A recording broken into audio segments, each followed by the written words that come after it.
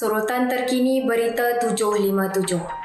Selain rayuan pembebasan bekas pengerusi Felda Tan Sri Muhammad Isa Abdul Samad pada Khamis, Mahkamah Persekutuan akan mendengar dua rayuan penting berkepentingan awam Jumaat ini. Ia termasuk permohonan bekas Exco Perak Paul Yong Chu Kiong untuk mengetepikan sabitan dan hukuman penjara 8 tahun serta 2 sebatan kerana merogol pembantu rumah warga Indonesia. Paul sebelum ini memohon kesnya didengar semula di hadapan panel hakim berbeza atas alasan prosedur terdahulu tidak adil. Pada tarikh yang sama, Mahkamah Tertinggi Negara juga akan menilai rayuan kerajaan terhadap keputusan Mahkamah Rayuan yang mendapati perkataan menghina dan menjengkelkan dalam Seksyen 233 Akta Komunikasi dan Multimedia 1998 tidak berperlembagaan. Panel 5 hakim akan menentukan sama ada istilah kontroversi itu kekal sah selepas dibenarkan rayuan aktivis Heidi Kwah. Heidi, 31 tahun sebelum ini dilepaskan tanpa dibebaskan di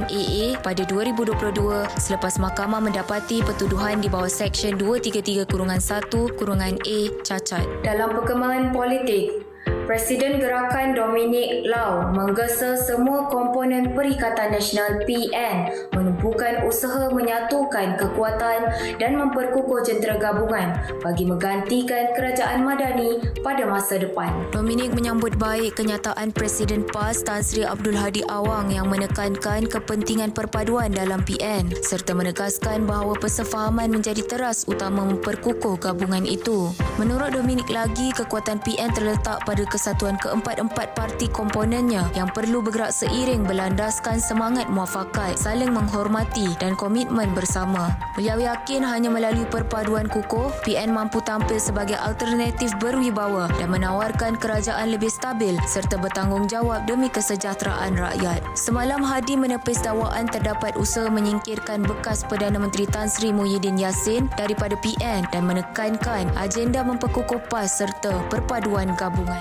Sementara itu, penilai bebas mengesahkan sistem aerotrain di Lapangan Terbang Antarabangsa Kuala Lumpur KLIA beroperasi mengikut perancangan dan gangguan perkhidmatan pada fasa awal adalah perkara biasa bagi sistem kompleks. Malaysia Airports Holding Berhad MAHB memaklumkan gangguan itu tidak menimbulkan risiko keselamatan dengan kawalan kejuruteraan dan pemantauan berterusan dilaksanakan untuk menangani isu berkenaan. Operasi train kekal stabil semasa pelaksanaan Pelan Tindakan Komprehensif CAP bermula 15 November lepas mencatat ketersediaan perkhidmatan 100% pada Disember 2025.